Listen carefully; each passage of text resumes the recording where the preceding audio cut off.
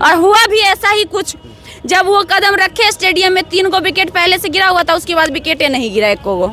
तो असल में हुआ भी यही कि जब वो गए स्टेडियम में घुसे, उसके बाद गया नहीं। और वो जाके करते भी क्या, क्रिकेट का सी तो उनको पता था नहीं। भले कपिल देव जी आते तो वो गाइड देते, वो बताते अपने प्लेयर को, बीच में रुकता है, गेम ओवर होता है, 1 ओवर खत्म होता है तो ब्रेक होता है, हो सकता है उसमें वो गाइडलाइन देते अपने प्लेयर को। जब प्लेयर उस नौबत पे आ गया था, आधा के बाद भी, जब 6 विकेट गिर गया था, उसके बाद भी अगर वहाँ पे वैसे लोग मौजूद होते तो हमारे प्लेयर को गाइडलाइन देते कि हाँ आपने ये करिए, चाहे ऐसे करिए चाहे वैसे करिए, ऐसा कुछ गाइडलाइन देते। लेकिन वहाँ पे तो ऐसा स्थिति था नहीं। वहाँ पे पहुंचे हुए थे मोदी जी और बगल में बैठे हुए थे अमित शाह जी, जिनको क्रिकेट का सी भी नहीं पता है। अब मोदी जी वहाँ मैच, आधा मैच होने के बाद यहाँ हार रहा था सब, ये दांत खोल के हंस रहे थे बेशरम इंसान।